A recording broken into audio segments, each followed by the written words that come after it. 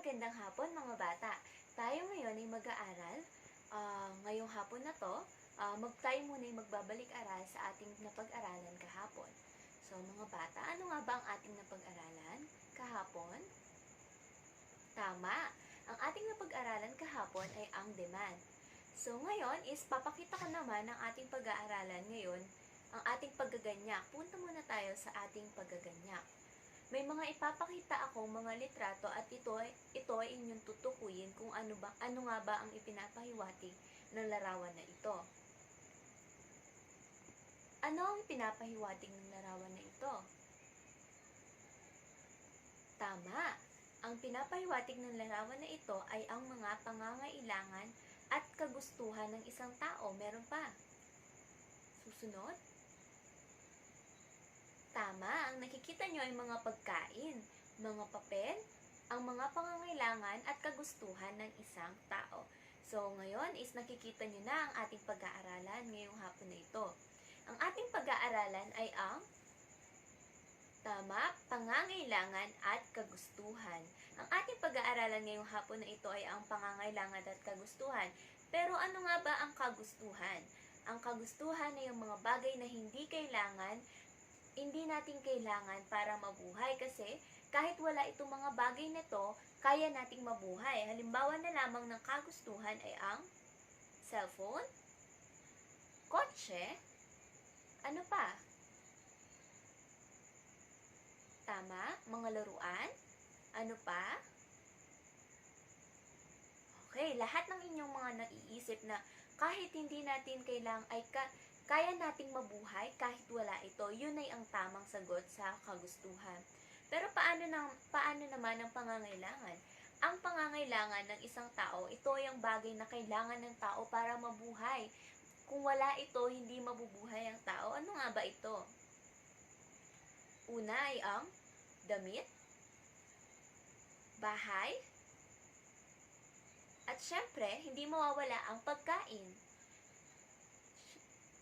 Kayo nga mga bata, magbigay nga kayo kung ano yung pangangailangan ng isang tao. Tama, tubig. Ano pa? Gamot. Very good. Napakagaling. Susunod, ano naman ang pinagkaiba ng pangangailangan sa kagustuhan? Ang pinagkaiba ng pangangailangan, gaya nga nasabi ko kanina mga bata, ang pangangailangan, hindi tayo mabubuhay nang wala ito. Halimbawa na lamang ng pagkain, kapag hindi tayo makakakain sa isang araw, tila ba'y tayo nanghihina. Tubig, pag hindi tayo nakakainom ng tubig sa isang araw, madedehydrate tayo o maaari tayo magkasakit. Ang kagustuhan naman, ito lamang yung gusto natin. Hindi natin naman talaga kailangan to. Bali, gusto lang natin to dahil ito yung mga napupusuan natin dahil sa mundong nakikita natin. So,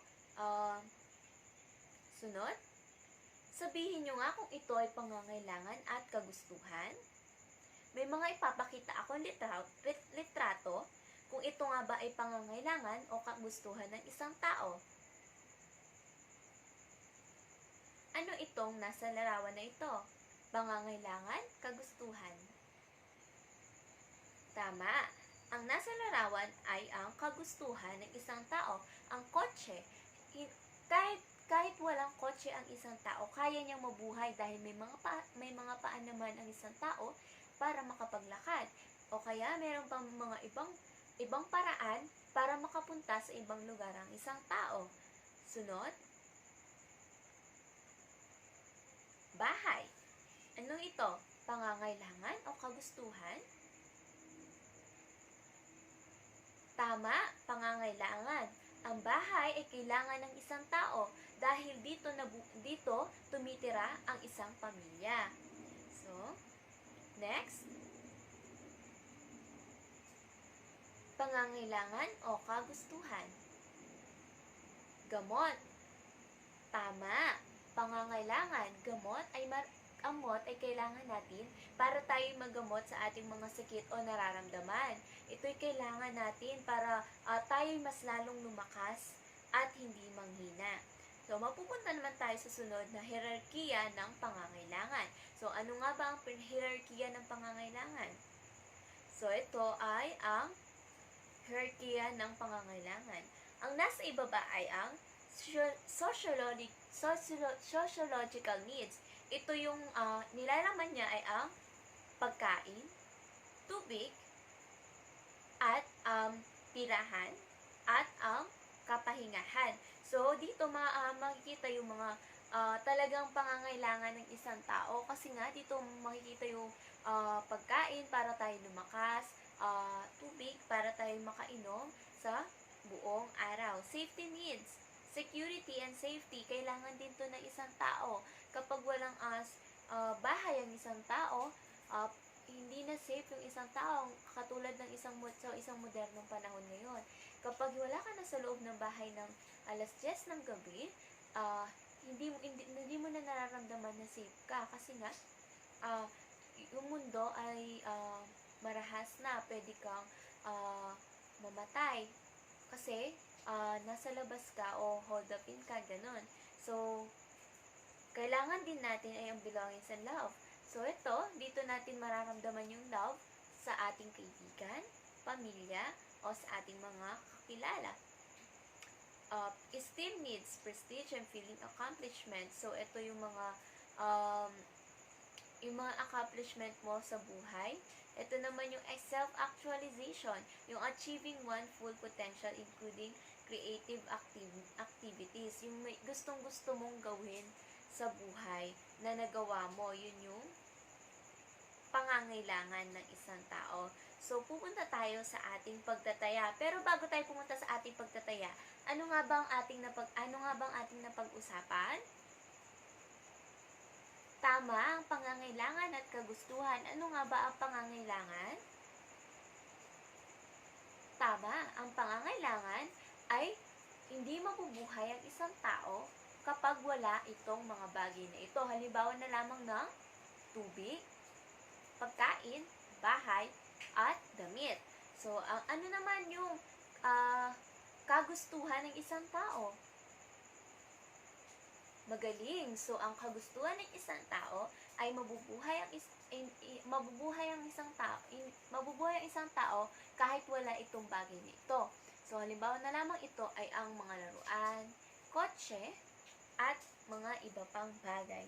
So, pupunta tayo sa pagtataya. Dito natin tutukuyin ng mga mag-aaral kung ito ay pangangailangan at kagustuhan ng isang tao. Una, sasakyan. Pangalawa, gamot. Pangatlo, pang-araw-araw na damit. Pang-apat, bahay. Pang-lima, cellphone. So, bibigyan ko kayo ng 10 minuto para sumagot. Ipasa nyo ang inyong mga papel sa harapan pagkatapos ng 10 minuto.